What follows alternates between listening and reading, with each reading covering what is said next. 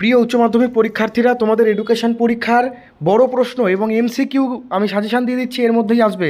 প্রথম অধ্যায় শিখন থেকে আগ্রহের সংজ্ঞা, পোষণ ক্রিয়া কাকে বলে, আগ্রহের গুরুত্ব, শিক্ষাক্ষেত্রে ক্ষমতা কাকে বলে, থার্স্টনের বহু উপাদান তত্ত্ব চিত্রসহ ব্যাখ্যা, সাধারণ মানসিক ক্ষমতা কাকে বলে, পরিণমন কাকে বলে, পরিণমনের ভূমিকা। যেহেতু এগুলো বড় প্রশ্ন, 3-4টি পয়েন্ট লিখবে তোমরা। বুদ্ধির সংজ্ঞা দাও, সাধারণ মানসিক ক্ষমতা ও বিশেষ মানসিক ক্ষমতার মধ্যে পার্থক্য, এগুলো তোমরা ভালো করে দেখে যাবে। এরপর দ্বিতীয় অধ্যায় শিক্ষার কৌশল থেকে স্কিনার বক্সের সংজ্ঞা দাও, সংক্ষেপে স্কিনার বক্সের পরীক্ষাটি বর্ণনা করো।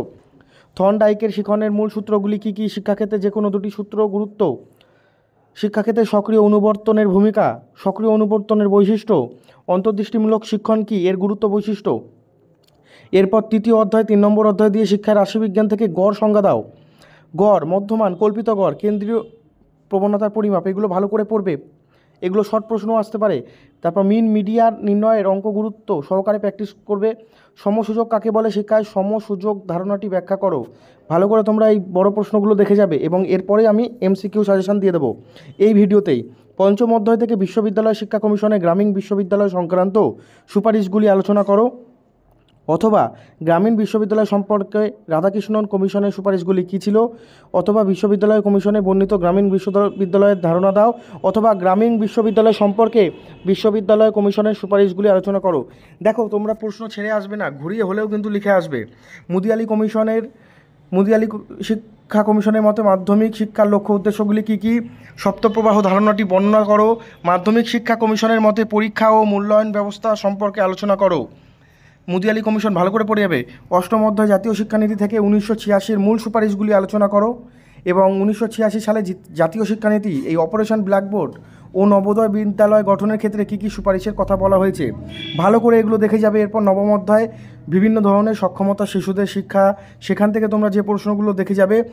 সর্বশিক্ষা মিশন কি, এই মিশন সফল করতে ভারত পশ্চিমবঙ্গ সরকার দ্বারা 2টি গৃহীত উল্লেখযোগ্য পদক্ষেপ।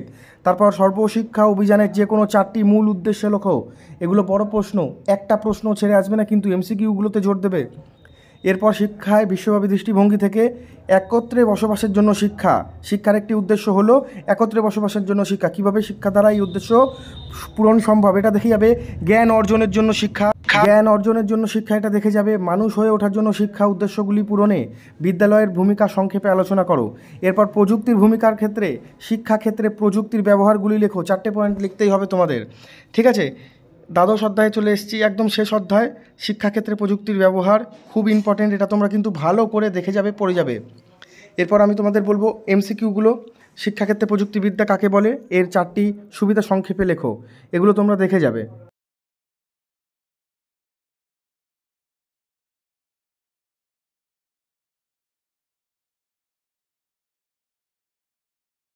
এরপর আসছি আমি এমসিকিউতে, একদম এমসিকিউগুলো তোমরা এখান থেকে ভালো করে পড়ে নাও। প্রথম চ্যাপ্টারের এমসিকিউগুলো আমি তোমাদের দেখাচ্ছি, এটা হচ্ছে প্রথম চ্যাপ্টারের এমসিকিউগুলো, তোমরা এখান থেকে পড়ে নাও। পরিণমন হলো কি, শিখন কী ধরনের প্রক্রিয়া, কৃত্রিম শিখনের প্রথম স্তর, ধারণ বা সংরক্ষণ, প্রতিভিজ্ঞা, চিনে নেওয়া।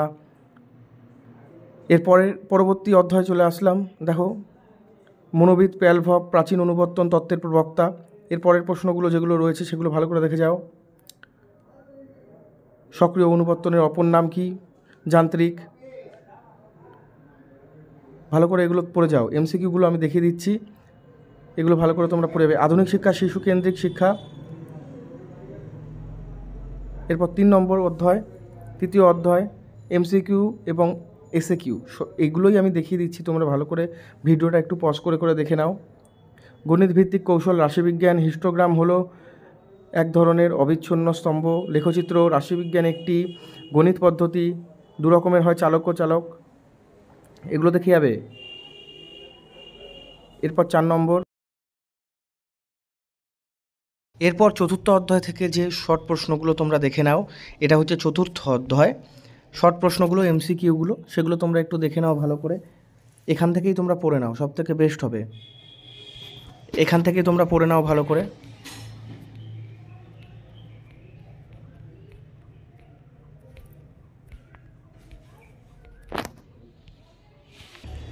পঞ্চম অধ্যায় থেকে দেখো,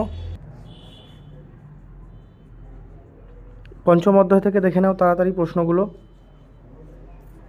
এমসিকিউ যেগুলো সেগুলো আমি দেখাচ্ছি। দেখো পঞ্চম অধ্যায়ের এমসিকিউগুলো দেখো ভালো করে।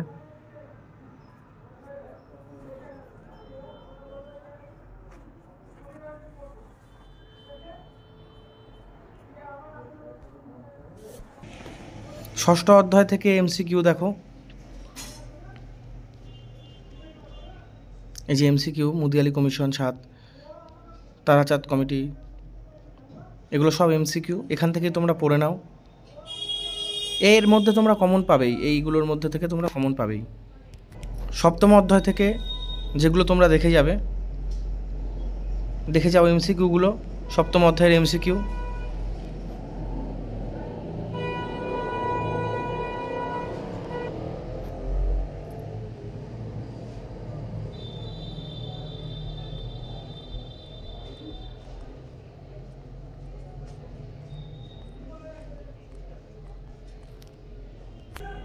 অষ্টম অধ্যায়ের এমসিকিউগুলো দেখো, এগুলো হচ্ছে অষ্টম অধ্যায়ের এমসিকিউ দেখাচ্ছি। দেখে নাও অষ্টম অধ্যায়ের এমসিকিউগুলো ভালো করে দেখে নাও। আমি যে কটা বলছি এর মধ্যে তোমরা কমন পাবেই, কিন্তু তোমরা একটু ভিডিওটি পজ করে দেখো, ঠিক আছে? তোমরা একটু ভিডিওটি পজ করে দেখে নাও। একাদশ অধ্যায় থেকে এমসিকিউ সাজেশানগুলো তোমরা দেখে নাও। একত্রে বাঁচার শিক্ষার উদাহরণ, ইউনেস্কো সম্পূর্ণ নাম, বিশ্বব্যাপী দৃষ্টিভঙ্গি, জানার জন্য শিক্ষা, মানুষ হয়ে ওঠার জন্য শিক্ষা। এরপরে এমসিকিউগুলো প্রশ্নগুলো দেখো, জানার জন্য শিক্ষা, কর্মের জন্য শিক্ষা বলতে উপরের সবকটি বোঝায়, ইউনেস্কোর কর্তৃক। ভালো করে তোমরা এইগুলো এখান থেকেই পড়ে নাও, ঠিক আছে? আমি ভিডিও বড় করছি না, কালকে পরীক্ষা ভালো করে দিও আর ভালো করে এগুলো পড়ে নাও, এখান থেকেই পড়ে নাও। F A education for all, কোন ভারতীয় শিক্ষাবিদদের বক্তব্যে 4টি স্তম্ভের প্রভাব, স্বামী বিবেকানন্দ। শিক্ষা সংক্রান্ত যাবতীয় দেখভাল, ইউনেস্কো, জ্যাক ডেলর, একবিংশ শতাব্দী। কোন দেশের ছিল জ্যাক ডেলর? ফ্রান্সের। লার্নিং দ্য ট্রেজার, 1996, 2000 সালে। সকলের জন্য শিক্ষা, কর্মশিক্ষা বলতে বোঝায় পারদর্শিতার শিক্ষা।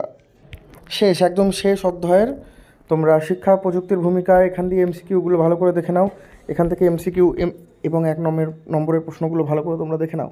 শিক্ষাতন্ত্রের ইনপুট কী, আউটপুট কী, ভাষা পরীক্ষাগারের প্রয়োজনীয়তা কী, ইউনেস্কোর মত অনুযায়ী আইসিটির উদ্দেশ্য।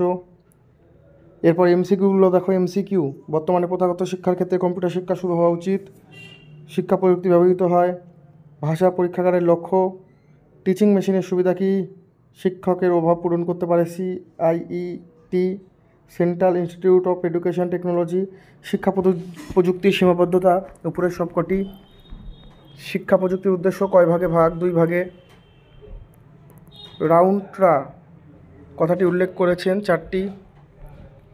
বর্তমানে শিক্ষাক্ষেত্রে শিক্ষা প্রযুক্তির গুরুত্ব ব্যবহার লক্ষ্য করা যায়, উপরে সবকটি। শুদ্ধ হার্ডওয়্যারের উদাহরণ সব, computer, video cassette, compact disc, উপরে সবকটি।